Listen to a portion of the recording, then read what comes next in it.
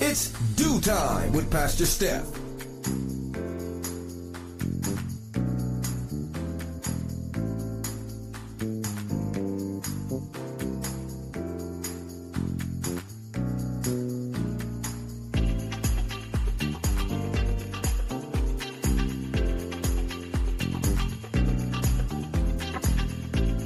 Good morning, good morning, good morning. Rise and shine. You're on with this Dew Time with Pastor Steph. How are you this morning? That's what I like to hear. That's what I like to hear. For this is the day the Lord has made. Let us rejoice and be glad in it. So, where were you on Tuesday? Tuesday was Let's Talk About It Tuesday Church Folk Day. And oh my, we definitely got our stories in as we talked about the Alabama mama and father, but mainly the mama, who wanted to know what was going on when she picked up her child from the daycare, and she was being carried in by the teacher, who told her that she's heavy. And when she looked, her daughter was slobbering at the mouth. And that was our wow story for Tuesday. How do you hand over a child who's drunk? And the doctor said that the child had drank or ingested some ethanol. And we're trying to figure out, everybody trying to figure out, well, did she drink the hand sanitizer or what was going on? Because she spent 2 days in the intensive care, and we had a ball laughing at the different scenarios where you would have picked up your child, and that was the case. So I haven't seen an update to that story yet. And we had our main story, the video of the pastor who talked about you teaching your children about authority, how your children need to learn how to respect authority, how you need to teach your children how to respect authority, how you need to make sure that you are respecting authority based on the biblical directive that we must pay to Caesar, render to Caesar what is Caesar's, and make sure we take care of that. Because you know what? It is tax time. And have you taken care of your taxes properly? Well, you know, he received quite a bit of backlash. Now, people just don't like to be told what to do. Let me tell you something. If I have learned one thing about adults do not like to be told what to do. They feel that once they become adults, that's it. That there is no reason for them to be told what to do. And there's a rude awakening, because as long as we have breath in our bodies, I don't care how old we get, we will always have to deal with authority. And that's what's wrong with people. You know, I remember looking at the documentary of Bobby Brown. Yep, you know Bobby Brown, Whitney Houston, Bobby Brown, New Edition, Bobby Brown, My Prerogative. Yeah, My Prerogative, Bobby Brown. And they told a story about how when he was a kid, how somehow or another, the police ended up like approaching his family or bursting the door down or something to that effect. And he saw the police in that manner and he didn't like it. And ever since then, from a child, he did not want to take anything from authority. He did not like authority. He did not respect authority. And, I can definitely understand what, he may have been, how he may have been traumatized as a child. And, but what did the parents do afterwards to kind of secure him, having respect for authority? Because just because those police officers did it, and unfortunately we've seen, police officer after police officer after police officer, commit these crimes that we are not allowed to commit as average everyday citizens, and they keep getting away with it. We just got finished talking about the other day how the one of the first officers who faced, judgment on beating the inmate who was already handcuffed, how they murdered that man, but yet he could only be facing 15 years. So we consistently see how they get away with stuff. We see that all the time. However, it is so vital that we teach our children. This pastor is 100% right. It is so vital, excuse me, that we teach them that we have to deal with authority respectfully. Now, he even told his own story about how, he was in Queens and, he was a kid. And as the car passed by, he locked eyes with the police officer, and they came back around and put a gun to his head. And, he had a choice to make. Does he let his ego take charge, because the guy got a gun, the cop got a gun to his head? Or does he listen to his parents who have told him numerous times to respect and obey authority? Be quiet. Just be quiet. And being quiet may have, saved his life. We don't know. And he bucked up. What would have happened? Because the gun could have gone off accidentally. And he said the gun was to his head. So, whether this cop put the gun to his head and it went off accidentally or intentionally, he would have been dead. So him putting his pride to the side, he's still alive to tell the story. And hopefully, the adults who were in the room, the young people who were in the room got the message. Because listen, that was the key. Is your life saved or is your life gone? And sometimes we just got to be humble, even when we're right. I'm sorry, even when we're I was right. Even when we're right, we have to be humble and eat it. And I have to tell you, in all the years that I've been alive, there have been quite a few times where I was right, but I had to be humble. I've been right, and God has told me to go back and apologize. And I'm like, did you just hear that conversation? Because the conversation that I heard, I didn't say anything wrong. But God was doing something at the time.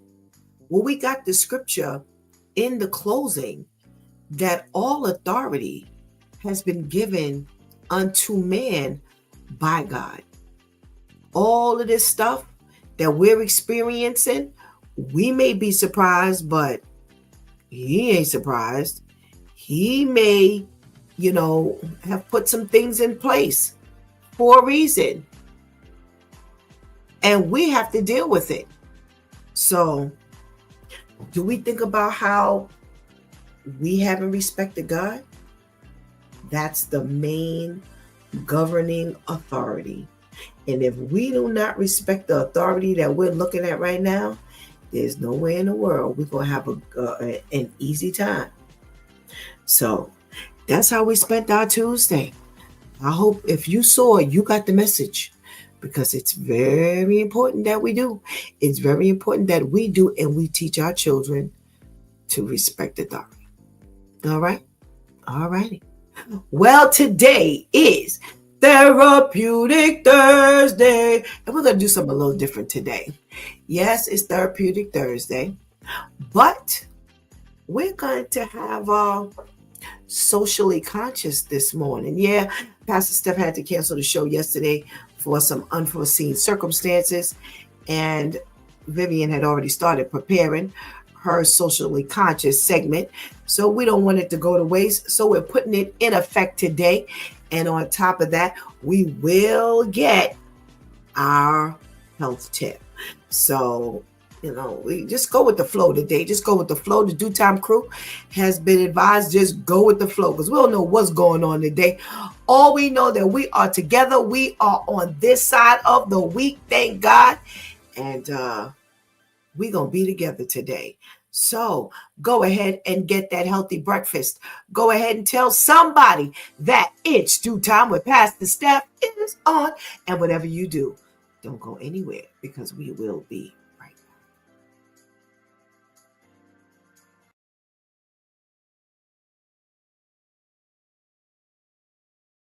back. Early Saturday, and they said it was a foot trauma, but I could barely hear what was going on my phone. So when I got to the room, I saw a high school kid. Both his big toe and second toe were pretty mangled. Turns out he was mowing the lawn in sandals. He slipped going uphill, and the mower rode back over his foot, and instead of letting go of the handle, which would have shut it off automatically, he held on. The blade went straight through skin and bone, and so we started him on IV antibiotics. Immediately, he was sent home on oral antibiotics, but the damage was just too severe and the bone continued to break down. So he had to have his big toe and second toe amputated. Now, here's the part that really hit me. This kid had a basketball scholarship, and when you lose your big toe, that affects everything, your balance, your speed, and it's going to affect his future on the court. And I see lawnmower injuries like this all the time. It's way too frequent, and almost every one of them is preventable. So please, if your kids are mowing the lawn, watch them, teach them, no open-toed shoes, no shortcuts. A few seconds of safety can protect an entire future. And I'll probably think about this one for a long while. Stay safe, stay balanced.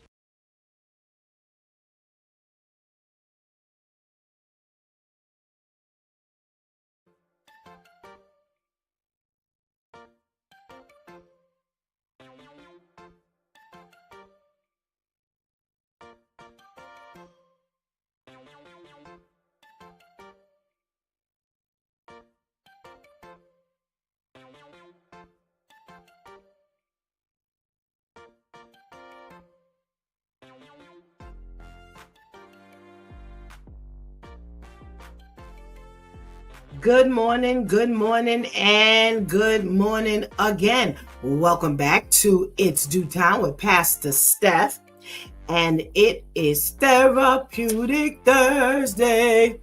Yeah, the day we discuss our health on a normal basis, but this is a little different this morning. But before we do anything, we got to check in, right? So make sure if you're in the room, you say good morning, because I don't know you're in the room unless you're shouting me out. Let's say good morning to our girl, Ketty. Hey, Ketty. Good morning. Our boy, Terrence, is in the house. Good morning, Terrence. Good morning. Thank you so much for joining us. And lo and behold, we got our boy, Serge. Hey, Serge. Good morning. How are you? Glad you're in the room. Thank you so much for joining us. And we must say good morning to the ladies that keep us held down and our live, Facebook Live, YouTube Live. Good morning, Shantice. Hey, thank you for joining us this morning. We'll be talking to her later. And we'll be talking to our girl, Anika, through the lens. Good morning, Anika. Thank you so much for holding us down. Well, as I said, it's going to be a little different today. We're going to merge our Socially Conscious Wow Wednesday feature with our Therapeutic Thursday health stuff. So let's say good morning to our girl, Vivian. Good morning, Vivian. And Vivian is not giving health tips. Come on. Good morning. Happy Thursday. Were you ready for that one? Good morning. Good morning. How are you? I'm well, thank you. How are you? I'm well, thank you. I'm well, thank you. I get to ask you on a Thursday morning what you got for us today. All right, today on Socially Conscious, we are starting off with the New York mayor, as our mayor is out here kissing up to Trump and always in the news for different reasons. New York's mayor is fighting for access to ICE facilities in order to do thorough investigations. New York Mayor Ras Baccarat is demanding access to a facility being used by ICE so that the city can conduct fire, safety, and health inspections. According to reports, Delaney Hall was recently leased for $63 million a year for a private prison group known as the GEO Group. The city of New York is suing for more inspections, claiming ICE has not indicated how many detainees it has in this building, which can only house 1,000 people. The mayor says, we found some violations that put responders at risk, violations that put detainees and workers there at risk as well. And we want to make sure that these people are being kept safe, even if they're detainees. So he is fighting to make sure that they can get up in this building and wanting to know that these detainees are being kept safe. Now, in some good news with Mayor Eric Adams, name attached to it for once. Mayor Eric Adams and the public schools chancellor, Melissa Ramos, announced on Monday that 7 new public schools will open across New York City for the 2025 through 2026 academic school year. So yay! Including 3 in Queens alone. The expansion aims to address classroom overcrowding, improve access to specialized learning programs, and provide new career paths for students. The new schools will bring nearly 4,000 additional classroom seats to neighborhoods in Queens, Brooklyn, the Bronx, and Staten Island. They say Queens is the city's most populous and linguistically diverse borough. They say they will receive 3 of the 7 schools this next year. A spokesperson said, with these new schools, we're meeting communities where they are and addressing deeply rooted educational disparities. Chancellor Ramos said this: each of these schools embodies an innovative model tailored to the unique needs of our diverse communities. So they're putting in a lot of schools that's going to be tackling college credits, even at a high school level. They're putting in some schools that's going to be really talking to the community and the needs of the community. And all 7 schools are scheduled to open in time for the 2025 through 2026 school year. Next, we have Trump in the headlines with a listener-submitted story. As Rwanda says, it is in early stages of talks with U.S. to take in deported migrants. The foreign minister of Rwanda, whose name I cannot pronounce, says, we are now in talks with the U.S. about a deal on migration, he said, confirming days of rumors. He says plans are not concrete yet, but noted that Rwanda has experience in taking in migrants, saying, quote, it's not the first time that we would be engaging in such a kind of deal, end quote. They're saying that back in the day, Britain had a similar idea a few years ago that did not pan out. Reports say that UK spent almost $1 billion on a project to send the country's deported migrants to Rwanda before the initiative was scrapped last year. Rwanda is still reportedly chasing UK for millions of dollars it says it is owed. When asked to confirm the comments, the U.S. State Department only said that, quote, ongoing engagement with foreign governments is vital to deterring illegal and mass migration and securing our borders. End quote. So we had El Salvador come up with this deal, and now we have Trump talking to those out in Rwanda about taking the detainees and deportees. And now we have our wow story of the week, which is another listener submission. And this comes with a video. And what do they say? Viewer discretion is advised. There's some strong language in this video, but if Shantice can play that for us, we will get to our wow story of the week.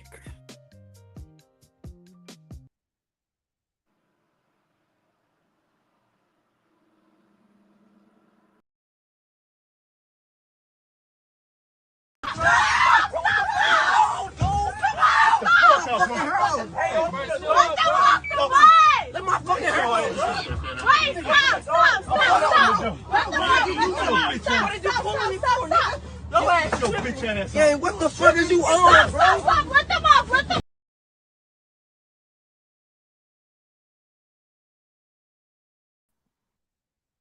So what we just seen was 51-year-old Lamar Maury assault students on their bus ride home from school. They say Maury was a substitute bus driver for the day for the Hazelwood School District. He was transporting students home after school when he became angry at several juveniles at the back of the bus. Police said he stopped the bus in the right-hand lane of Patterson Road and went to confront the students. Maury is accused of punching one of the students twice in the face. He allegedly held the other student's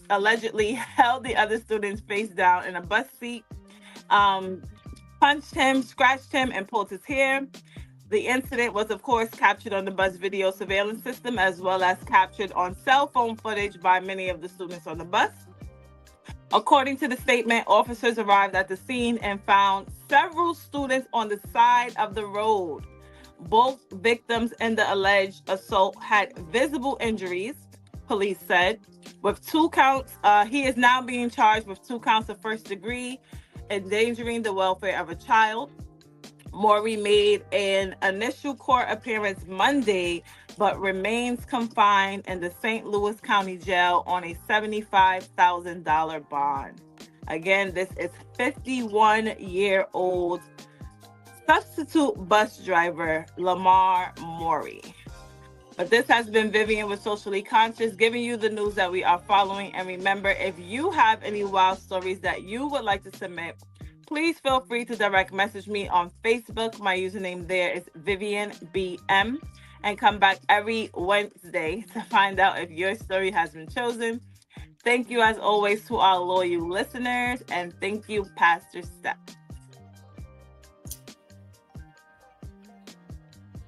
Wow. Talk about wow. Woo, girl, get in that car because we got some stuff to talk about. Oh, my goodness. Thank you so much, Vivian, and we'll chat with you in a few. Woo-wee. That's above Pastor Steph's pay grade. That video right there. All righty. Well, can I get my little bouncy music, Shantice, as I am getting ready to get my little tip going?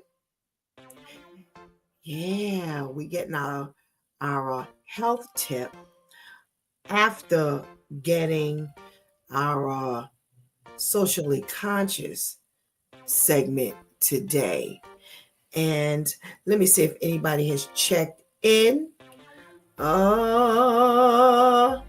Nope, but we got some comments. And Terrence says, yeah, he's staying in jail due to driving black and beating kids. Crazy. Anika says, oh my goodness, he is definitely going to jail.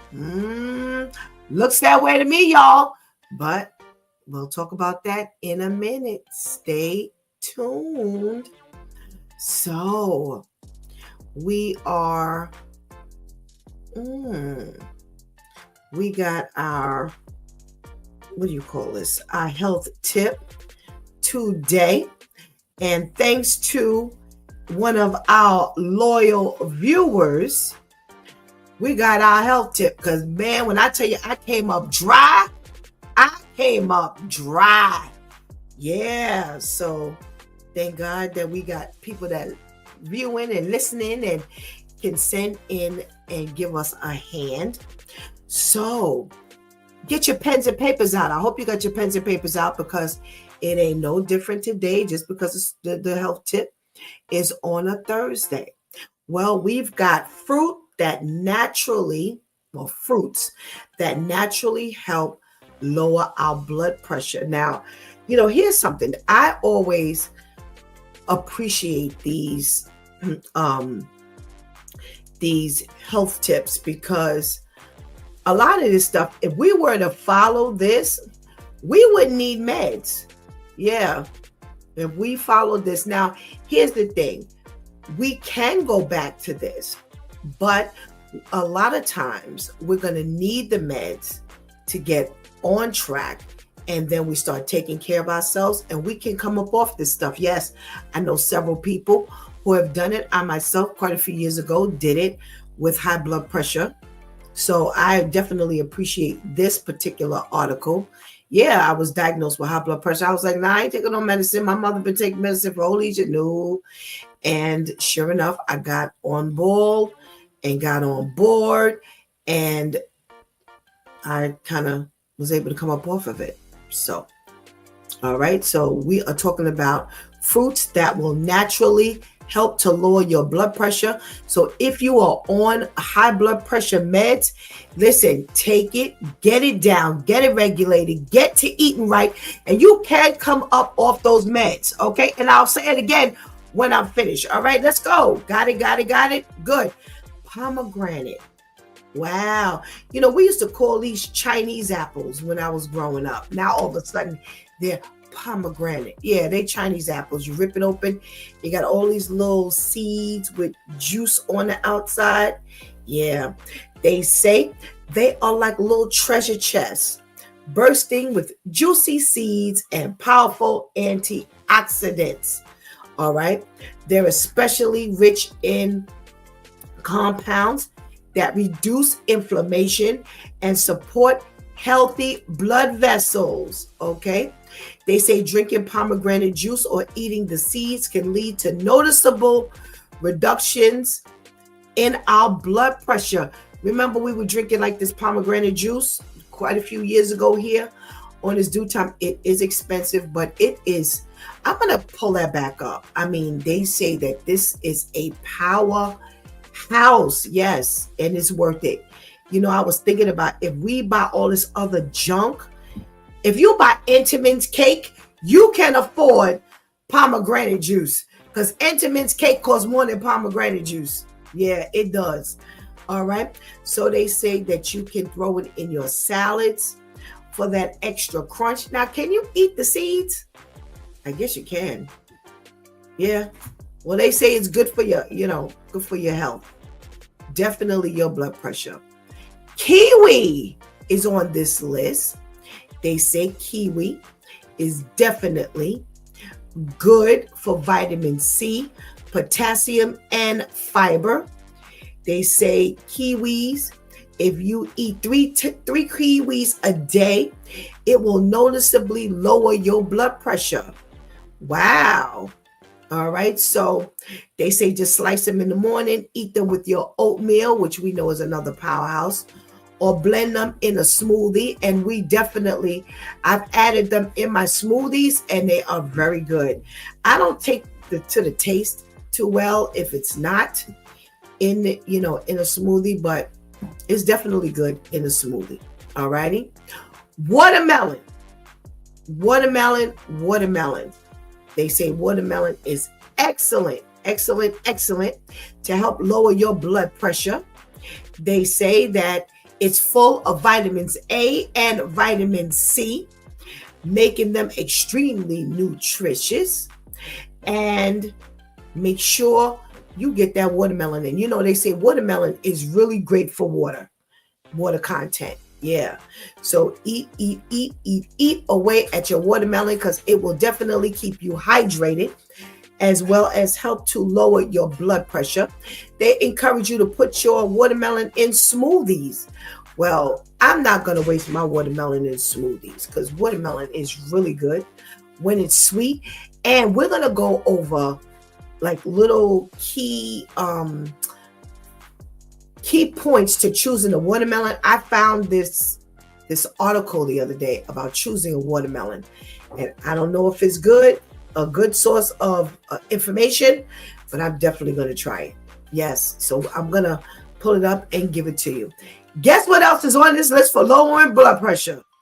Berries. Yes, berries are on every single good list. I keep telling you, man, you know berries come from God because every single list we got berries, blueberries, strawberries, raspberries, berries. Make sure you get those berries. It will definitely help to lower your blood pressure.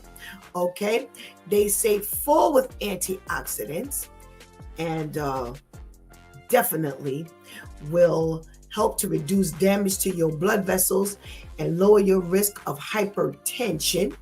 They say making sure you eat a handful of berries will definitely give you a better heart, and you can sprinkle them on anything. Yes. Berries. Bananas, potassium powerhouse. Yes. Okay, so they say the minerals in bananas help to counteract the blood pressure raising effects of sodium. Alrighty, so make sure you get those bananas. They say that slightly green bananas are even better for you. Wow. They say they contain resistant starch, which support gut health and keeps your blood sugar steady. All right. Wow. Okay. They used to tell us don't eat if they were green. But listen, we went somewhere and someone said that they had some green bananas that they had boiled and put butter on, and it was delicious, just like that. They didn't really add any salt or anything. And I thought they meant green bananas as in plantanos. And it was like, no, green bananas as in green bananas before they turn yellow, green bananas. So, hey, they're onto something here. All righty.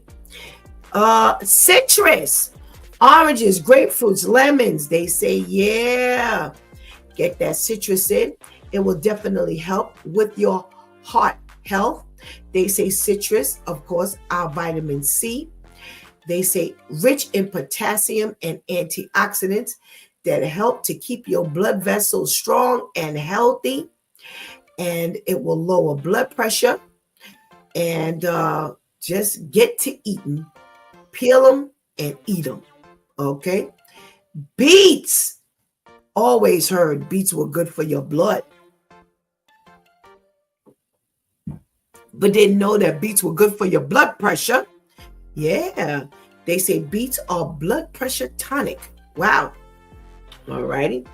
They say that beets are a real powerhouse for lowering blood pressure, packed with nitrates, which help convert bad blood vessels to good blood vessels, excuse me. They say it improves your blood flow. And they say drinking beet juice or eating cooked beets can lead to significant reductions in blood pressure. We put beets in our smoothies, and you really don't, you really, if you only use a couple, it's strong. It is strong. It is a powerhouse, all right. It's very strong. So you only need a couple. It will definitely turn anything red, but it has a very overpowering taste. So you only need a couple. Apples with the skin, they say. Okay, don't get rid of the skin. They say an apple a day really does keep the doctor away. They say, but don't peel it. And it will definitely help with fiber and polyphenols, and will definitely help to support a healthy blood pressure. Pineapple, my favorite. They say that it is packed with enzymes that support healthy circulation and may help reduce inflammation. They say it has lots of potassium and vitamin C. It will definitely help to keep your blood pressure in check. And many, many ways to enjoy pineapple. So get to enjoying tart cherries. They say excellent antioxidants. And they will definitely support healthy blood vessels and help reduce inflammation, which will lower your blood pressure over time.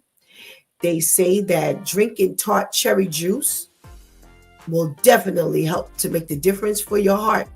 Now, we did a study quite a few years ago on cherry juice and tart cherry juice, that is, and it's excellent.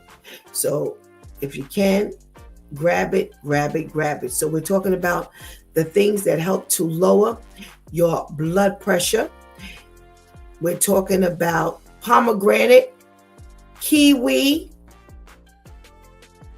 watermelon, berries, and more berries, bananas, citrus, beets, apples, pineapple, and tart cherries. Listen, we just made a smoothie right there.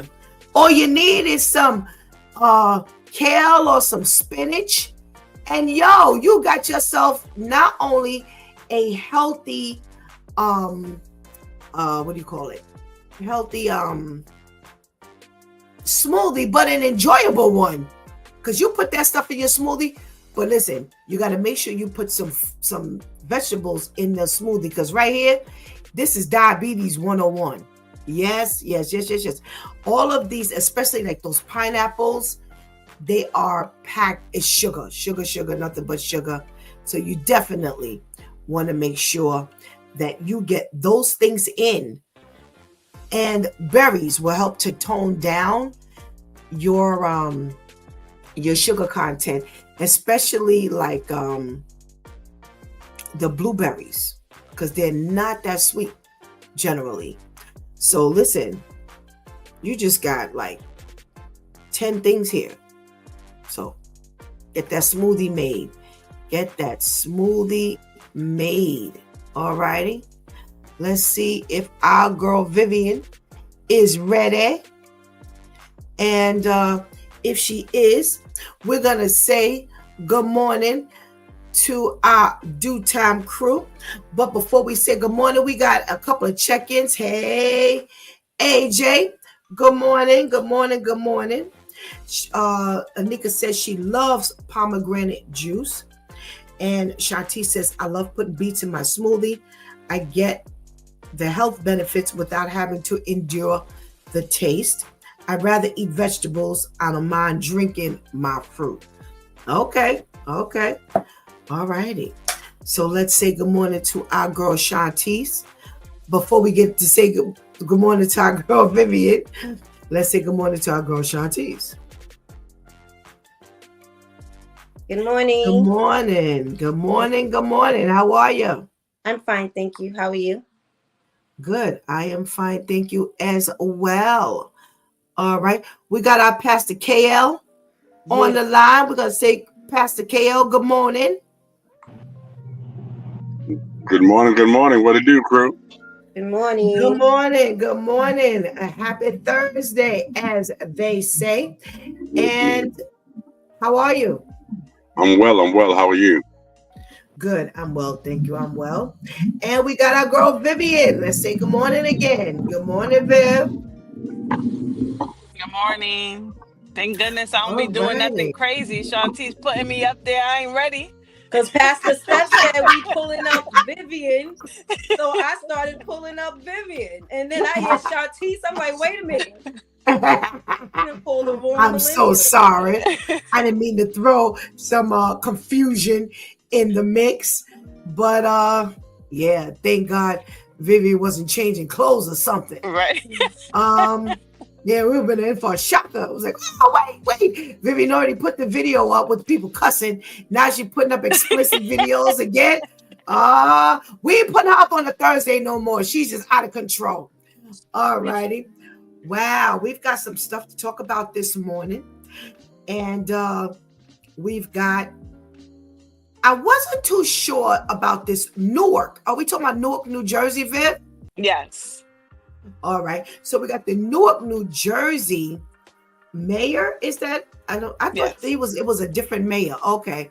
So we got the Newark, New Jersey mayor who is trying to access a building that ICE is controlling, that they are housing deportees, and they need to do a safety check on the building, and the building is okay to hold about 1,000 people, and they need to get in there to do a fire safety check. And is it that they can't get access? Are they not letting them get access? Correct. They're not letting them get access. Wow. So they're out of control because, you know, they have their rules.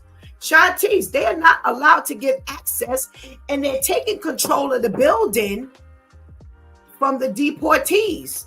What you think is going on? I agree. It sounds like they're out of control. Like they're trying to take their authority to levels where they don't really have the say above people.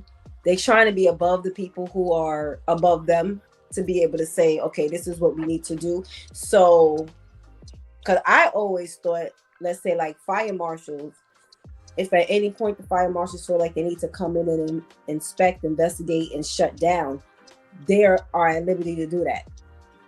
They don't necessarily have to clear with anyone in that aspect because their job is to ensure the safety of whatever person is in there. So how now you restricting people from coming in and doing their job and possibly preventing people from being hurt, or you just doing something you ain't got no business doing. That's what this is giving me. This is giving me we hiding something, and we don't need no randoms. We don't need no random pop-ups, no random checkups. So no, we're not granting you access because at any moment you could come in and bust in on what we're doing that we could get in trouble for. Wow. Pastor KL, you hear what's going on. This is your first time in a socially conscious round. Well, welcome. Wow, I feel so honored. Wow. So what say you about this fact that, you know, the ICE has been given access to the building to hold deportees, but now the mayor can't even get access in there for the fire marshals to say, hey, this place is safe, it's not safe. What's going on out there in Newark, New Jersey? Well, I mean, for some reason it's not safe, whether it be from the fire standpoint. They're covering something up. They're doing something in there they're not supposed to be doing. So I definitely don't want you in here. You know, so I mean, the way I look at it is definitely a cover up. You know, they done got squatters' rights. They took over the building, and you're not coming in here. That's pretty sad. Wow. Viv, what's going on out there in Newark? Yeah, it sounds very suspicious. I'm happy that the mayor's paying attention to that and he's suing to get access, because we have seen how they are treating these detainees. They are literally out here selling these people to different places, and they are just really mistreating them. And since they were already in there and they know that there was some type of violation, They want to make sure that those violations are being taken care of, and that going forward, y'all don't have these people in death traps. So it's good to know that somebody cares, because it's definitely, we know that ICE is definitely taking the law into their own hands and just having a field day with all of this that's going on. So hopefully this spreads not just only to this building, but to all the buildings that ICE is controlling. Absolutely. Who are you? Who are you? You are not above the law. You're not above the law. You need to obey the law. This is a potential fire safety issue, and what they might be thinking is, oh, y'all just using this as a ploy to get up in here. Well, even if they are, just move on over and let the people come in there and check. Mm-hmm. It is not for you to have all of this control. You have access to this building, and you have deportees here. You got people in this building. So at any given moment, you should already know, like Shanti said, at any given moment, the fire marshals can come in. Since when have they not had access to a place unless there's some shady going on business there? So get up off the place, do what you need to do, and give these people access so that they can say, hey, everything is on the up and up and all these people are safe. It's the mayor, for goodness sake. Stop. You can't control everything. And excuse me, again, this is Trump and his people. And that's probably what's going on. They're hiding behind the fact that, they are given authority by President Trump. So hopefully they can get in there and do whatever it is that they need to do. Oh, we got some really good news here in New York. Mayor Eric Adams and the public school chancellor, they are now opening up 7 new public schools here in New York City. And it's definitely something that is going to address the classroom overcrowding, and they want to offer new career paths and things like that.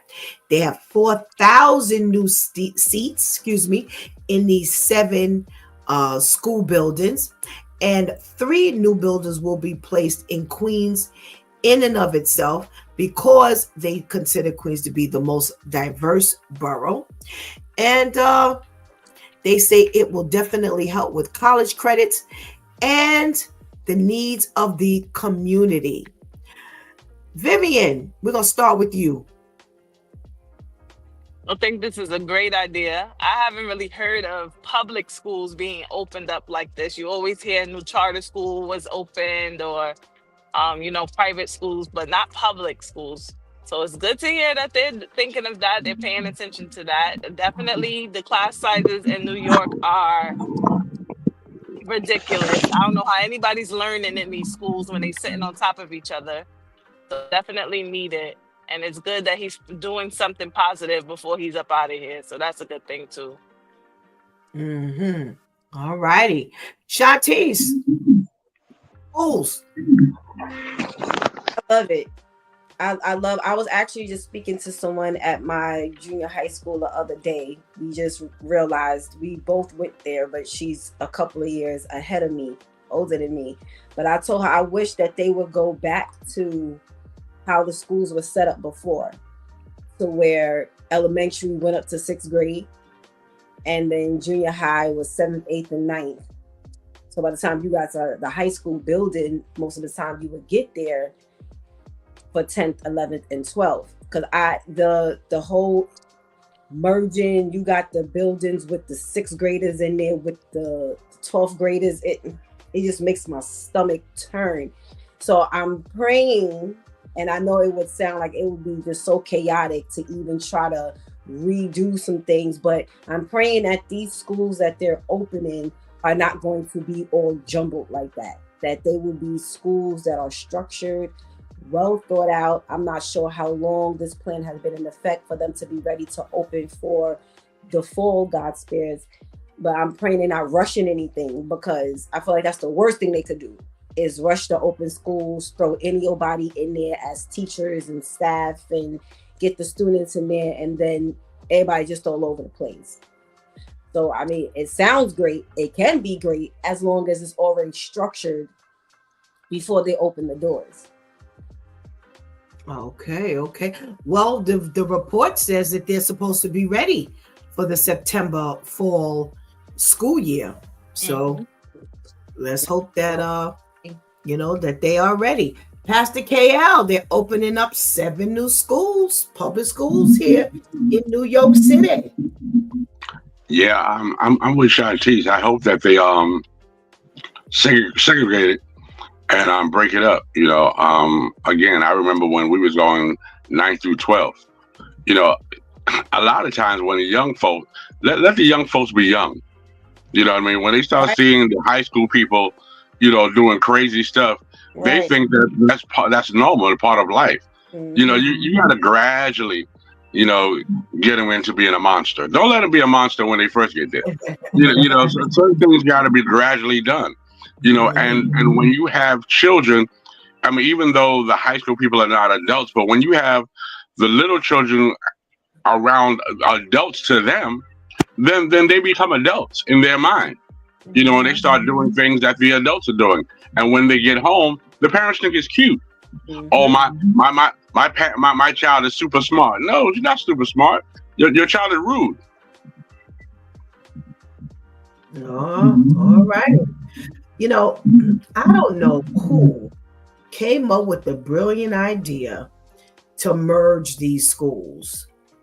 It was structured like that for a reason. I'm definitely with Shantice and Pastor KL. It was structured like that for a reason.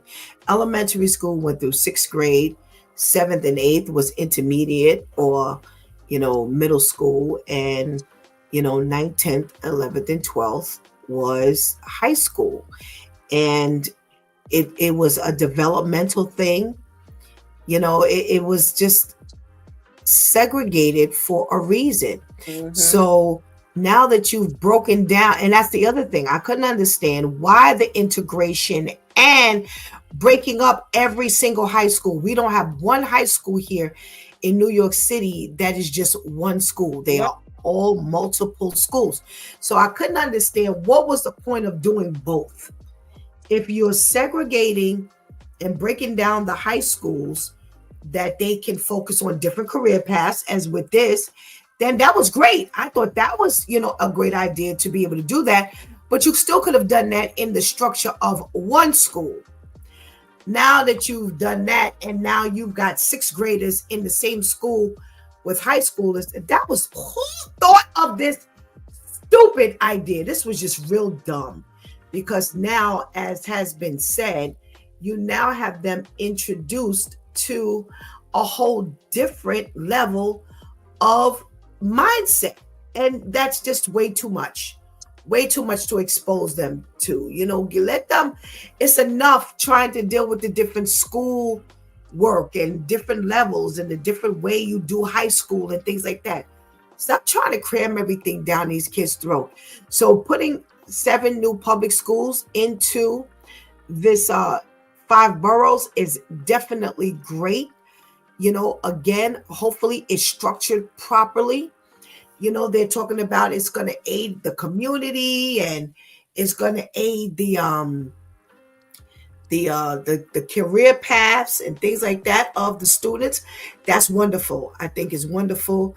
Normally the public schools have been opening up like 1 or 2 at a time. So you go into the different boroughs and you see the brand new schools that they're erecting. But to put all in at 7 at the same time, that's fantastic. That is fantastic. So hopefully they'll do it the right way, and it will get the greatest benefit, of them even producing this. So hopefully, you can make what you did work and work well. We got a check-in from our girl Kiwi. Good morning. Good morning. Thank you so much for joining us. Going back to the ICE story. Anika says ICE now moves as they are above the law, as administration, has given them the power. They are setting the stage for snatching folks off the street, including citizens. Absolutely. Yeah. Absolutely. And they were afraid that if you put people on the premises, they'll start asking questions and they may be exposed. Tara says they don't want anyone in there due to, if anything happens, they can blame the mayor of New Jersey. Yeah, always pass the buck. Pass the buck. That's nice and easy. Yeah, they're opening up schools. Okay, sounds good, but what? Oh, Terrence wants to know, what's it distracting us from? That's an interesting thought. Okay. And Serge says, like Shanti said, these kids go to public intermediate high schools, aka PIHS. Serge is so stupid. He done gave the whole school system a new name. Oh my goodness. All righty. Our next story. Rwanda is on the radar for accepting our migrants. Okay. They say, they have definitely been in works with something like this before with Britain, and they got jerked for a whole bunch of dollars, some $1 billion. And then that was the plan was scrapped. So we don't know. We don't know what's going on. But now Rwanda wants to join the I'll take your migrants list. Pastor KL, what we talking about here? No. I don't even know where Rwanda is. That's first of all. I thought it's like in the Africa area. I thought you were saying Wakanda, and I was like, I thought that was a movie.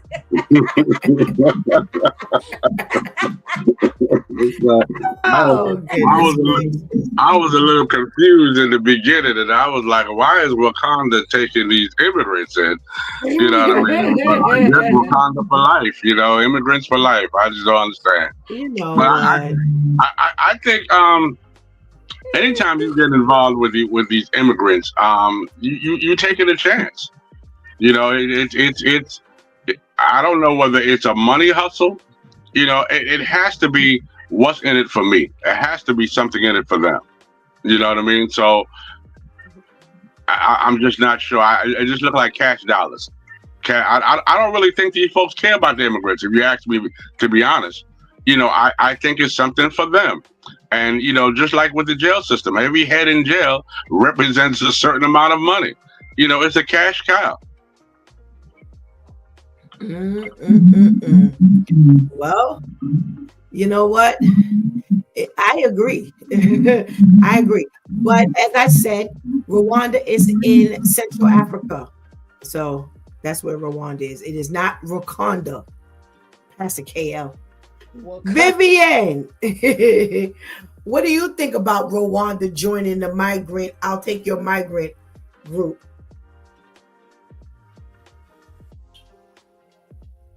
Can you hear me? Yes, we can hear you now.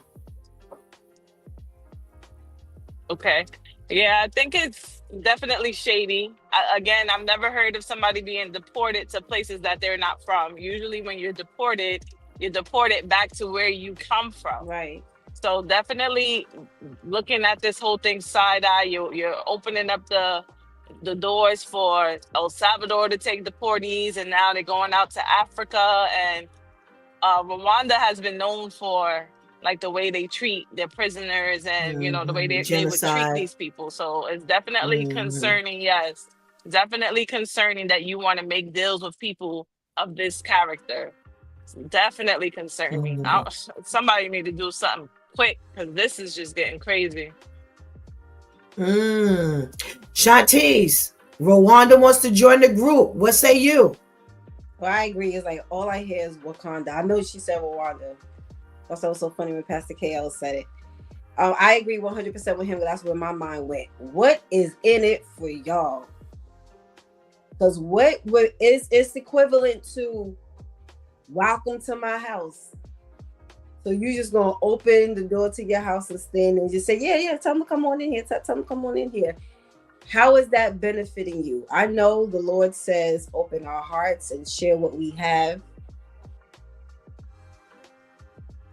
I don't think anybody's heart is that big to just be sitting there and say, oh yeah, come on, welcome them in, because we're going to give them everything that they need, and you're not looking for anything in return. They heard what we were getting here in the United States for welcoming the migrants. They heard what El Salvador and whomever else was getting, and now they want in on it too. So now we're going to open our doors and say, welcome on in, so that we can get the benefits too. And when we don't see those benefits, or when the benefits run out, then we'll shut our doors. But this is just like, especially after COVID. I understand that COVID is not as, we're not in the prime of COVID like we were 5 years ago, 4 years ago. At the same time, it's still post-COVID. So you're still a little cautious about certain things you were never cautious about pre-COVID. Even if it doesn't have to do with germs or bacteria, it just changed the whole outlook on caution, period. So for you to just be so inviting, it's like, no, there's definitely some, you getting some type of kickback on something on the other side. All righty. Let's see. We got some comments before I comment. We're going back. Good. Let's say good morning to Mr. Curtis Morrison. Good morning. Good morning. Good morning. Good morning. Thank you so much for joining us this morning. He says, in regards to the school, read the philosophy page of GEB, the General Education Board of 1902. That should give you a clear idea of what education, the populace, is really about. Serge says, the new thing is a form of slaving these people and covering it up with deportation. Interesting. Curtis says that this is a displacement scheme. Unfortunately, most of us are wrongly of the mind that are originally from Africa. That narrative was always a weapon. And Serge says, cause you are sending the places that aren't right. I agree. That, listen, you taking these people for something. And places like Rwanda, what you want migrants or anybody else for? Right. Why? What would you benefit from, taking all of these people? You know nothing about these people. They're not applicants into your country. They're not trying to get into your country for any particular good reason. So I agree that this is another form of slavery. Like I said about El Salvador, once El Salvador opened up their mouths, you then started hearing about how crazy it was to their prison system was. So what do you need done in Rwanda that you can use some free people to do it? It's something up your sleeve. There's no way in the world you're taking these people for absolutely no reason. So I'm in a complete agreement with, the mindset of something is in it for you. You're not just taking these people for nothing. All righty. Boy, oh boy, oh boy. We've got a video of a 51-year-old bus driver who is a substitute bus driver who for some reason became angry with the kids on the bus and confronted one of the kids, punched and held his face down in his seat. When the cops came on scene, they saw some visible injuries as well as some children standing out on the road, and he's been arrested.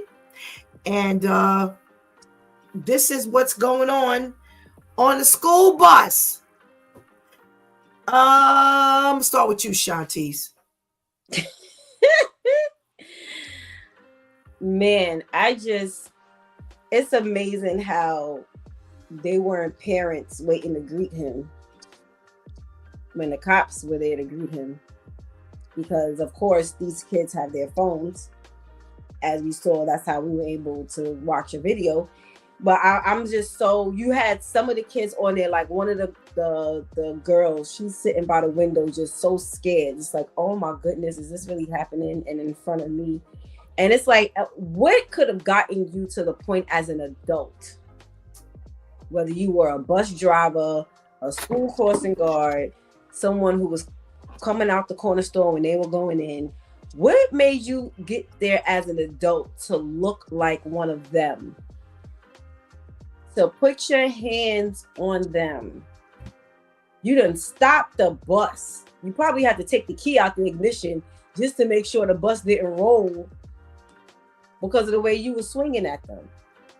That alone should get you to where there should probably be no bond, no bail, in my opinion. Because that was just like, because if it was to the case where, unless they jumped you for whatever reason, because we know there are some ruthless teenagers, kids out here, I don't see how you had any justification to look like you didn't take your bipolar pill that morning.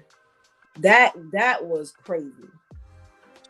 And then you wasn't even thinking about the other kids who are sitting on the bus who are completely innocent and who are just like too afraid to get off the bus. Because I'm looking at the little girl sitting by the window, and I'm like, she looked like she too afraid to get off. Like, because another kid would have probably been like, you know what, I'm getting off. Like, you ain't driving me after this. Like, who you driving after this? No, this ain't my stop, but I'm getting off. She looked like she was too afraid to move. You should get time for that too. For traumatizing people. Wow. Pastor KL, you got a substitute bus driver driving a bunch of teenage kids, is now on the assault.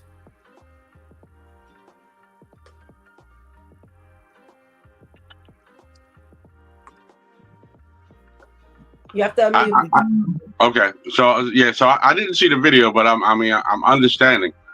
You know, sometimes Pookie and Ray Ray, you know, they'll make you go there. You know, they'll act a little crazy. You know what I mean? I don't know the circumstance, but yeah, you really shouldn't put your hands on nobody. And then, you know, even in school, when I was in school, when you was a substitute teacher, you got no respect because you was a substitute teacher. You were nobody. You were just a class monitor. You know what I mean? And now I'm the substitute bus driver, and I could imagine the stuff these young folks were saying to him or antagonizing him. You know what I mean? Does it make it right? No. But, you know, sometimes you want to reach out and touch somebody's hand.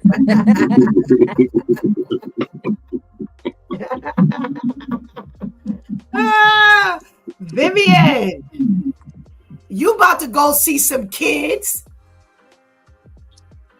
I was gonna say, I can think of quite a few things that'll get you there.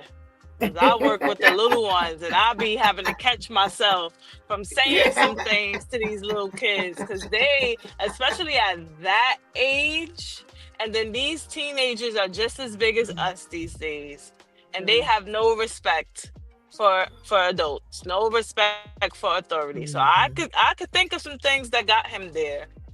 But he definitely should have, you know, controlled his emotions a lot better. And I think this goes alongside with all this employment shortage that's going on. They are changing the requirements to become a school bus driver because they need bus drivers so desperately. So this could be in play with that as well. Maybe they didn't do the proper background check for this man, and they had him on the bus with the kids. And everybody can't work with every age group. Everybody cannot work with every age group. And that's the thing that they really need to get into their heads when it comes to teachers, bus drivers, substitutes. Y'all have to put these people in the right places. You can't just put them just because you need them. You're just throwing them anywhere and everywhere. You have to put the right people in the right places. Maybe if you spoke to this man a little bit, you would have knew he wasn't fit to work with no teenage kids. Right. But So you know what? different things need to be put into place. On the other side of that too, I mean, I understand what Vivian's saying, but you know, if my kids was on that bus, I'd understand why you slapped them around. Because my kids was rude as hell. You know, that bus driver could have been, you know, feasible to do the job. But if you put my kids on the bus, yeah, you gonna strangle them. You know what I mean? You gonna strangle them because my son. Oh my God, yeah. I wouldn't put my son on the bus with other folks because he gonna beat up the whole bus. Wow.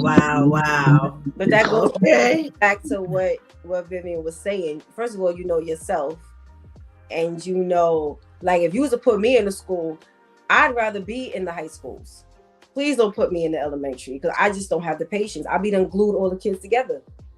I would sooner work better with the junior high and the high school, as reckless as they could be, versus the people who ain't even up to my knee yet, and you looking up to me talking back. This is a certain you're not even to my knee yet, bro. Like, what are you talking about?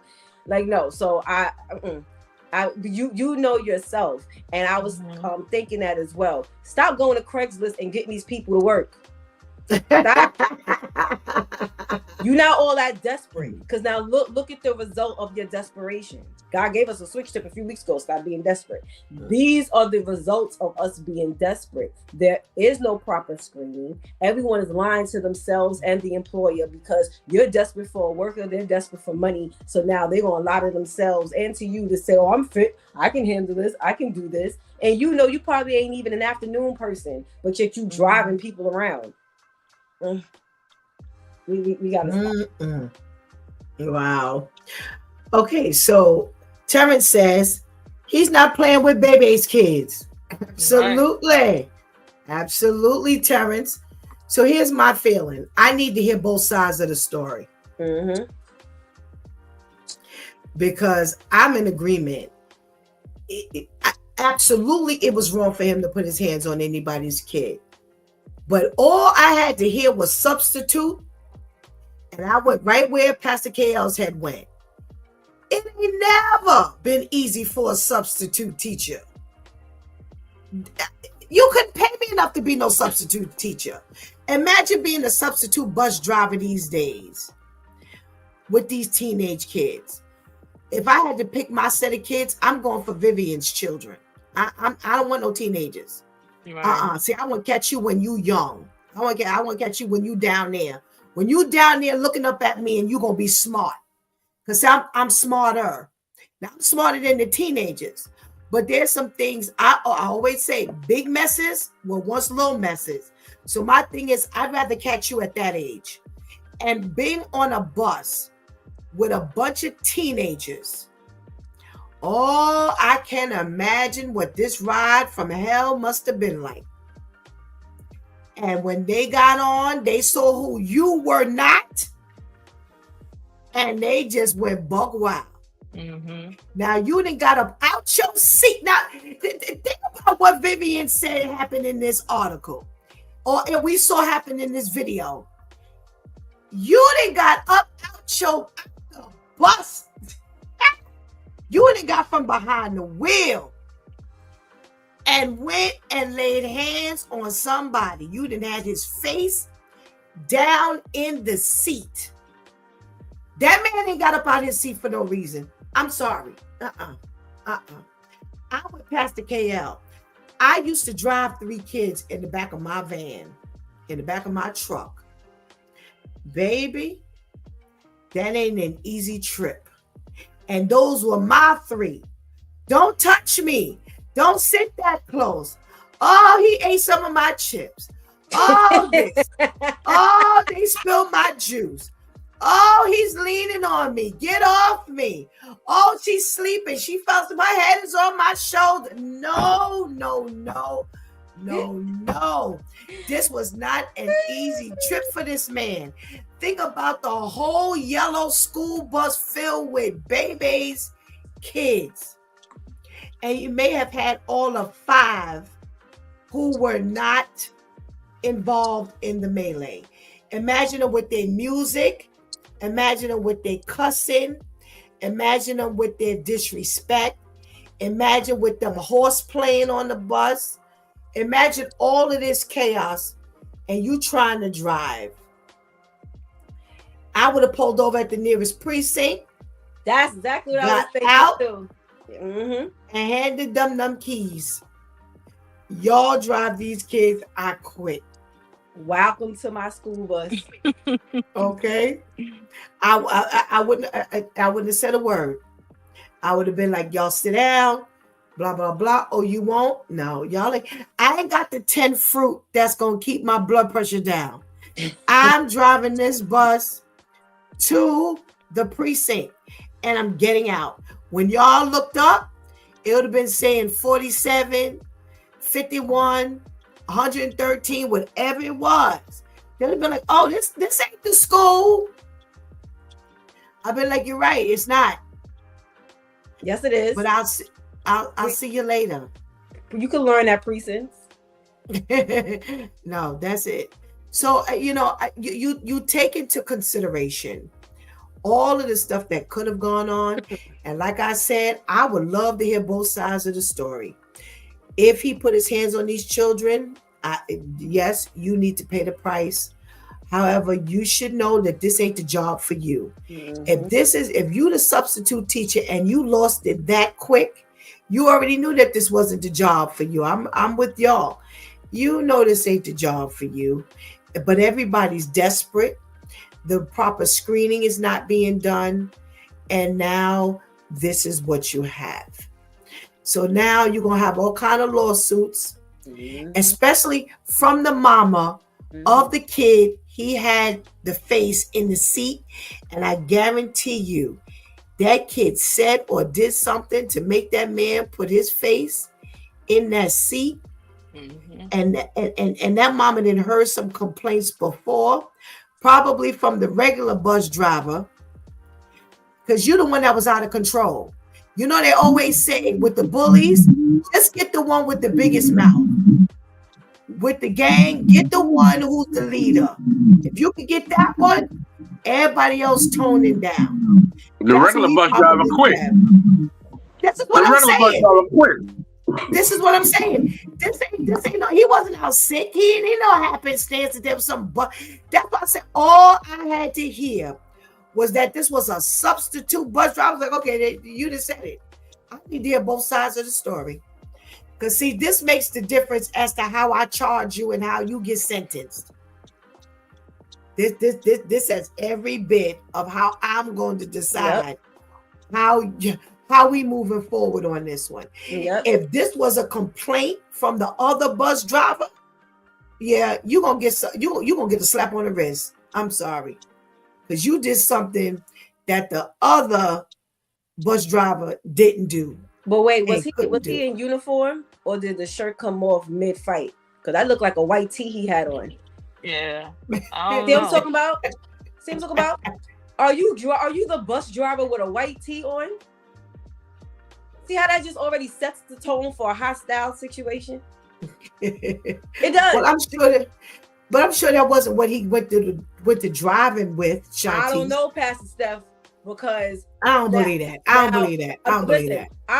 I've been on the public buses where the bus driver almost got out from the little booth thing from behind the wheel. It was almost a hostile situation. There wasn't no time to unbutton no shirt and take it off to fight. He looking mighty cozy in this white tee with one hand on the hair, and in the other hand he's swinging at the other. I don't know if there was already a button up on prior to this hostile situation. I could be wrong. I'm just saying, due to my experience, what I've seen in person versus what I'm watching I ain't believe that in this video. I don't know, because you just think about the steps. That here, what we saw looked like something that took no time to happen. What time do you have, unless they ripped his shirt off, which that might be a little stretch, but unless they ripped his shirt off, and he could have been minding his business, driving in his white tee, whistling, like he could have been good. I'm just saying. He did not show up for work in no white t-shirt. He may not have showed up for work in it, but that's just like what you say to get the job versus what you do after you get the job. I may show up with the button up on, but who's really clocking the way I'm dressed while I'm driving these kids and dropping them off? There's a camera on the bus.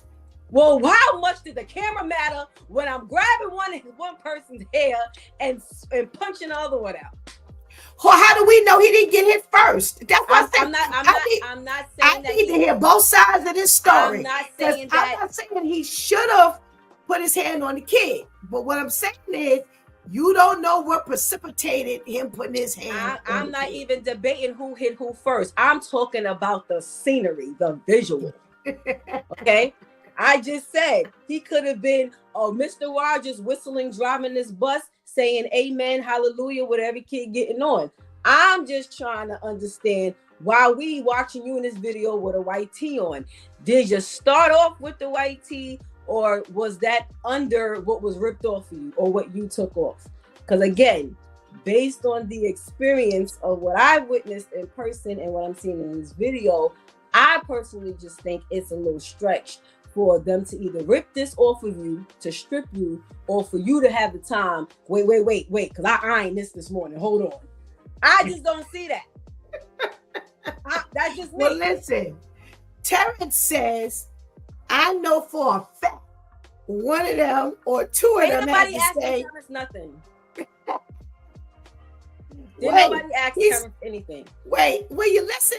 He said, I know for a fact one of them or two of them had to say, I dare you to do something. And he did. And that's when he took off his shirt, Shantice. Oh, you dare me.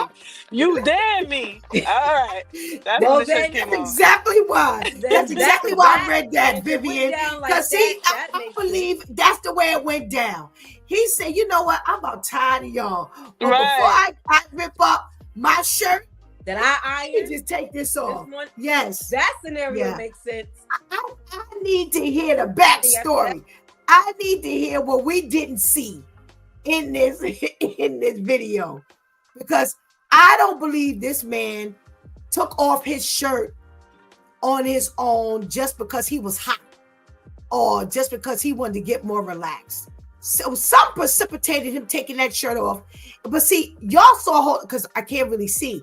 So I'm trying to catch the video as much as I can. But the dialogue was hitting me. I was like, oh, this is explicit. She warned us. This is explicit. Serge says, these new kids like to mouth whatever they feel to people and don't worry about the consequences of what's said. I agree, Serge. As he says, Shantice, I'm coming for you. That's Terrence. So take off your button-up shirt. This is why I couldn't ride the yellow bus. Because it was already crazy on the public bus. Look what would have happened on the yellow bus. Terrence said, I'm coming for you. So Shantice, get ready to change that shirt. Oh, my goodness. Vivian, what you got to close us out today, girl? We about to lose you. I'll just say everything ain't for everybody. I know that they desperate out there, but don't be as desperate as them, just taking anything and everything, especially when it comes to working with these kids, because the more the generations are coming out, the more disrespectful they are. So just be mindful. Just be mindful and make sure you stay out of trouble, because now he could wind up over in Rwanda because they taking the criminals and the deportees. So be careful. Just be careful. And that's probably right across the street from Wakanda.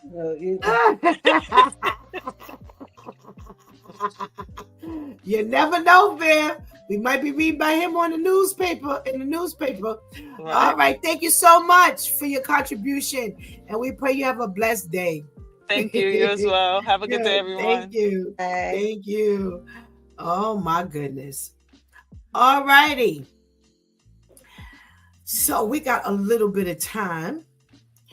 And we want to talk about some jobs that, I want to throw this out there. Some jobs that, we might second think. We might think twice that way. We might think twice about taking and why. And I'm going to start with you, Pastor KL. We didn't heard from Shantice already. What job and why should we think twice about taking this job? It may not be good for us at the end of the day. Well, for me, don't give me a gun. So I can't be a police officer. I mean, because if you illegally give me a gun and I'm driving the bus and you dare me to do anything, we might have problems. You know, because I tell people all the time, the anointing is not always on me. Sometimes it's the anointment. And once the anointment is on me, then I'm gonna shoot you. You know, so I don't ever need a job with a gun. You know, right now we have open carry in Alabama, and I refuse to get a gun. You know, I'm able to get a gun. I'm able to walk around everywhere with a gun, but it's just dangerous for me because these fools out here crazy. They would test your gangster. Shantice, could you get a gun? No. We went to the gun range once, and we got a disclaimer from our leader. You know, everyone was a little touched. And while we were there, like, you know, it was cool. We all there. We acting silly. Everybody got on, you know, those big old headphone things because you need that, you know, when shooting or when you're around someone who's shooting. And first of all, I didn't even want to shoot. I just wanted to learn how to cock the gun back like they do, like in Minister Society. You know. I didn't care about shooting. I kept telling them. And the one of the guys from my church, he actually knew how to do it, but he was teaching me the girly way. He was like, okay, so hit this button. I said, no, you want to get pistol whipped? I want to learn how to cock it back. Okay? I don't care nothing about, you could get rid of that dart aiming thing. I don't care nothing about him. I just want to cock it back. So I got a video of me click, click, click, and I was good. That's all I wanted to do. When I actually fired the gun, oh my goodness, I kind of looked up and I was like, now, Jesus, this is why you allow me to do this after baptism when I have the Holy Spirit, because I didn't need to get acclimated to this. I didn't need to get comfortable with this. I had someone who told me like, oh, you need a gun. And I'm like, this confirms you don't know me. I don't need a weapon. I don't need something that my mind can divert to when it's a hostile situation. And now I'm like, Shantice, why are you raising your voice? You got your gun. Come on. No, absolutely not. No gun for me. Wait, did you just say why are you raising your voice? You got a gun? Shantice, why you mad? You know, you have a Shanae moment. Remember Shanae used to go talk to herself real quick. You sure? That's exactly what I do sometimes. Like even now, like when I feel the hostile situation approaching and other people don't see it, but I see it because I always see it coming. I don't need to be like, Shantice, calm down because you got your gun. Like what's wrong with you? This is a 1, 2, 3 fix. I don't need that as an option. No. And see, God is teaching me to stop lying to myself. No thanks. So I will never go to a gun range ever again because it was just scary just even thinking about enjoying that. Like, no. Okay. Terrence says, no cop, no bus driver as we see, or firefighter, or work in a shelter. We're coming back to you, Terrence. We are definitely coming back to those. Thank you for giving me some career paths to throw our due time to. It wasn't a gun range, or was it? I think it was. It was a gun range. And I fired the gun. And I just remember saying, okay, now what's the excitement? I was a little lost. Because it did nothing for me. It did nothing. When I tell you nothing, it did nothing. I didn't say, oh, I see what the thrill is. I didn't say, oh, you know what? It's good I ain't got a gun.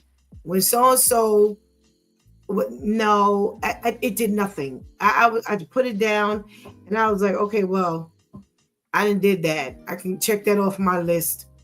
You know, it was so boring to me. It was so boring and it was just loud. And I was like, people do this? Okay, time for me to go home. And take their kids, Pastor Steph. There was family there when we went and they had their son and their daughter. Their daughter had to have been around maybe 11. I don't think she was 12 yet. And the son had to be about maybe 9 or 10. And they were literally signing their names down. You know, you have to sign your names down. Signing their names down to go back there to shoot. And I'm like, but why? Why are you introducing this to them at this age? Why are you giving them an option for this to be an option? at that age. Why? We were in our 30s when we went. And like you said, Pastor Steph, I was like, okay, I can say I did that. Now, carry on. I don't want to experience that again. I would not introduce that to my child. No. Wow. Pastor KL, even as a sport, would you introduce that gun range to your child? Or like, they go hunting and, things like that. Would that be something you'd introduce to your child? No. I mean, again, guns never really excited me. My son is a big dog in the military, and that's his thing. You see him with pictures with rifles, with guns, and he's in love with that. You go to his house, he got a whole mantle with guns and stuff like that. But down here in the South, that's the thing. Everybody goes hunting, deer hunting, rabbit hunting, Negro hunting. They got all type of stuff down here. So, that's what they do at a young age. All right. Terrence says, I'm no cop. What about you, Shantice? Nope. First of all, that means I got to talk to everybody I don't want to talk to. I already got to do that as a Christian. No thanks. Then you're talking about having to touch people. I ain't want to. Then you talking about this serious because that's serious. Then you're talking about having the touching alone. Like, then you're talking about having to insert yourself into hostile situations. Like, this can't be my beat. And I'm listening to you say, I'm listening to a man say, I'll slap you to a woman. And I'm just like, you know what? Let me mind my business. Can I get that ginger ale? And I can't do that. So I always have to be hostile because I always have to be ready to insert myself into a hostile situation. And people are already combative. You already can't. I got into it with some people because they were, when I tell you drunk, I mean drunk. The reeking of beer. Oh my goodness, it was hard. Like, when you smell people who reek of like tequila and all of that, that's one thing. When people reek of beer, it just has this certain type of smell. It does. Yes. It turns your stomach. Yes, it's just like, oh my goodness. And they had little people with them. Little. One of the little girls could have been no older than 2-3 years old. Little people with them. And all I just saw was one of them breaking away and running into the street. And I just stopped and I just had to say, so nobody cared to be sober enough. God forbid these kids just wanted to bust out and run into the street, or someone you was just walking by and grab them up. Couldn't nobody do nothing because everybody's this drunk. I said that as a civilian. As a cop, I now have to be more aggressive in that kind of situation. No, thank you. That's not my ministry. Amen. Pastor KL, a cop?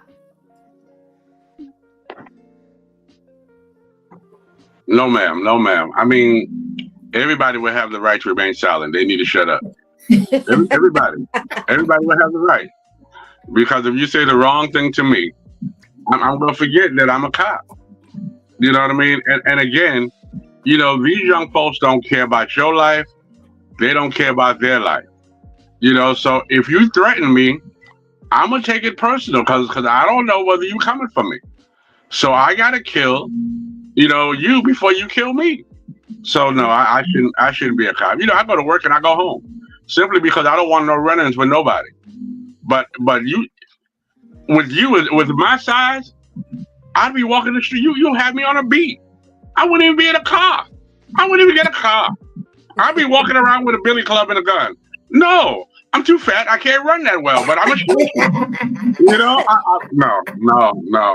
It's not gonna work. Oh my goodness. No, thank you to be a cop. That's somebody else's job. Shanti says I can't, insert myself into situations. Pastor KL said everybody will have the right to be silent. These people are too crazy out here. And you couldn't pay me to be no cop because everybody's volatile. everybody's walking around with a chip on their shoulder. You have to be the calm one. Shanti says, she's walking around. It would be a tense situation. You can't be tense with everybody else. It just doesn't work like that. You've got to be the calm one because you've got to be the peacekeeper or the peacemaker. And they don't allow you to do that, out here. So there are some people who are made for that and they can have that job. No, thank you.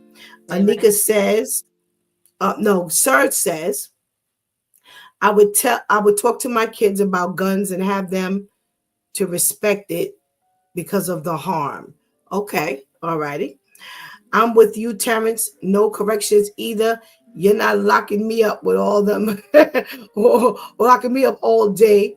That's Anika. Serge says, I was told I shouldn't be a cop because I have strict rules. Wait, I can't. Strict rules following mindset. I don't know what that means. I guess he enforces, like he's the type that it's like, okay, if these are the rules, you know how like when you work at a job and one of the rules could be you can't open a window, but an employee will open a window. So now the manager will come be like, no opening the window, and then be like, okay, it's not that serious, but it's a rule. What do you mean? The rule is don't open the window. It's like, because he's the type that would really make sure you're enforcing the rules.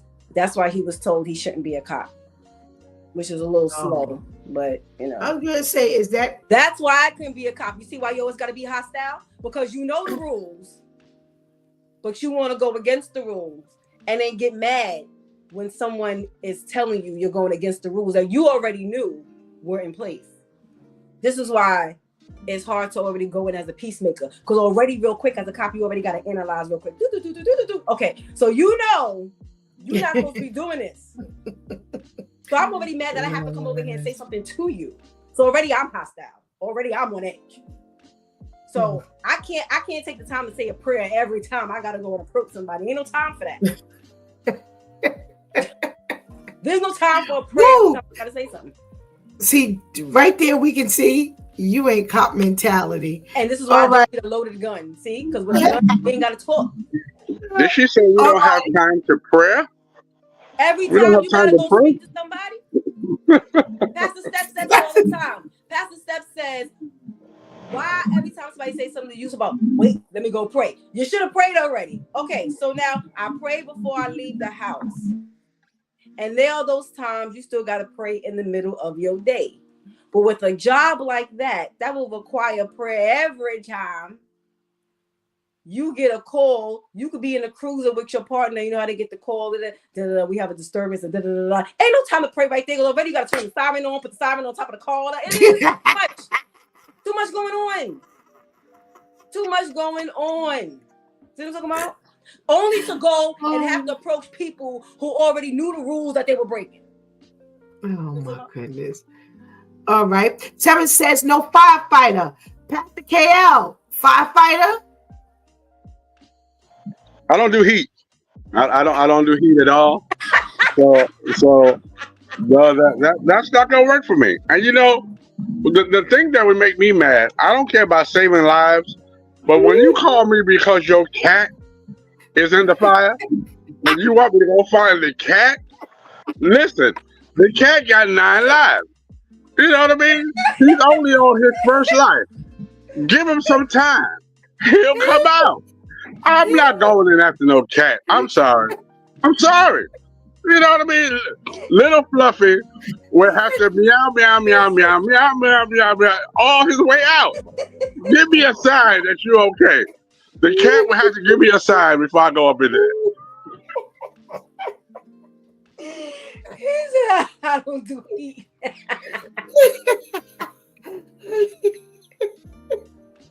Oh my goodness gracious. I didn't sign up for this. Easy. Shanti's a firefighter.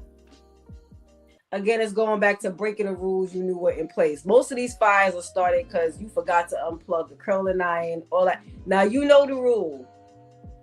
The rule is unplug your appliances before you leave. Now I gotta go in there with all this heavy equipment and risk my life because you don't want to leave the house with a nappy head. I just, because once I find out the origin of the fire, now I gotta be the cop. It's just too listen. And not only that, we've had in this house a couple of times. We've had to call the fire department to make sure there was not a carbon monoxide leak. So I gotta get dressed and put all this equipment on just to walk in your house to say you good. What? No, somebody's starting a fire up in here. Turn that gas on, do something. We done got the call. I had to slide down the pole. I had to hurry up and jump in the boots. I had to get in the truck. We had to run all these lights, almost causing accidents, only for me to walk in your house, smell nothing, go look and say, "Oh, you just need a battery." What? No. This DEW crew thing. It's just too much. Somebody gonna put this on the list. Oh my goodness gracious. Oh my goodness gracious. Wait. Kenny says I couldn't be a cop because the suspect would get away. I would only hold it and pull out my pump. Sir says, nope, I don't want to be a hero that much. Y'all can keep that heat over there. Okay. Kenny says firefighter, everyone would get burned, especially if I have to go up the ladder. Oh my goodness gracious. All right, we got one more, and I can't figure out why Terrence said this one, but I got to hear this from the DEW Time crew. Terrence said he would never work in a shelter. All right, Shantice, go ahead. You already said Go ahead. Why? I have a neighbor who used to work in a shelter for young girls. I think she said that they were teenagers, like troubled teens. I don't think it was a detention center. Or I think it was a split. It was almost like a detention center / shelter type thing. She done got into fist fights. See, already there again, you talking about hostile situations. You talking about the shelter where it's just one big room and everyone got their little cot or little bed or something. There's no privacy. This one done stole this of mine, this one here. You talking about working in the shelter where it's like they building these hotels and branding them and naming them as shelters. You got curfews that adults don't want to abide by, all that. Listen, you need somewhere to sleep, but you fighting with me about what time you coming in. If you don't want to, okay, so you got somewhere to sleep. You ain't got to come back here. Because if we say the curfew is 9 and you want to know why you can't come in at 11, then that must mean you already got somewhere else to sleep. So that means we need to keep this space reserved for someone who needs to sleep by 9 o'clock. All that is just too much for me. Too much. The idea of it is nice when you think about the Hallmark movies where you work in the shelter and the people come, whether it's a DV shelter or a regular shelter, the people come and it's here's your pillow and some towels and all that. But I don't know if that's how it works within the 5 boroughs, because the stories that I hear are like, that must be in the suburbs, because the stories I hear around here for the shelters is just kind of like, ugh. It's almost like if you were just working in a regular detention center. All righty. Pastor KL. Terrence says no shelter. Ashanti says no shelter. What about you? No shelter. No Roger, no rerun, no ranch. No shelter. I cannot do it. First of all, people in shelter on drugs, you get hit up with a syringe. You know what I mean? They get mad at you. They come after you, and now you got AIDS. Or you go in there, and now you got bed bugs in your house. It's just crazy. They're not the cleanest places in there. They're not every hour on the hour. They're not going there with Pine Sol and bleach. You know what I mean? Now you got to come home with all that. No. I can't take that kind of chance. You know how much it costs to get bed bugs out your house? You know how much it costs? Just because you brought one, you gave a bed bug a ride. and he didn't want to leave. Now you can't evict them. It's thousands. I used to be a property manager. It's thousands of dollars to get bed bugs out your house simply because I went to work. So now the check that I'm getting, I'm paying for the work I've done. Now I heard that the work I've done speak for me, but I don't talk that loud. Wow. Boy. Give a bed bug a ride home. Woo-wee. Goodness gracious. Well, Two-Time Crew will never fail you. Thank you so much for your contribution into today's conversation. And we pray you have a blessed day. Thank you. You too. Thank you. Woo-wee. Serge says my brother-in-law spoke to me on how rude, drunk, and high when they come at you with an attitude.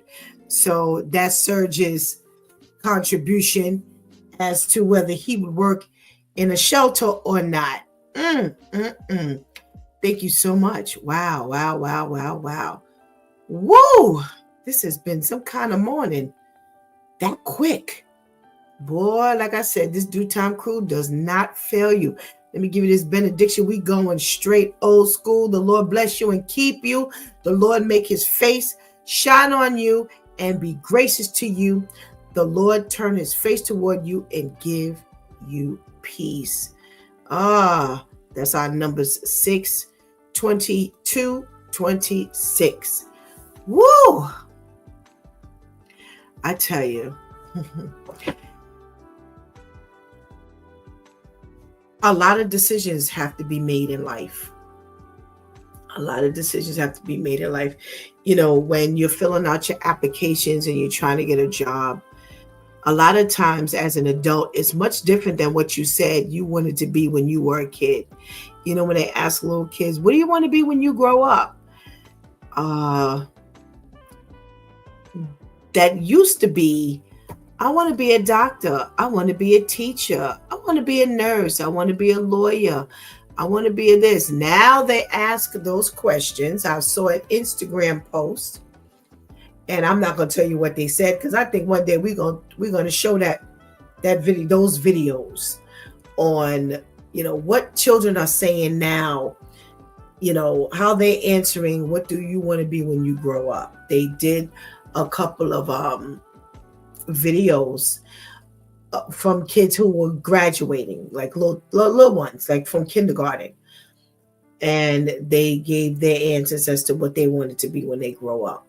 Well, when you do grow up and life has hit you and you need to pay them bills and you need to put some food on the table and you need to keep a roof over your head and you need to make sure that you're surviving, a lot of times we just get jobs. I know how to drive, so I'll just go ahead and be a bus driver, or I'll be an Uber driver. I'll do this or I'll do that.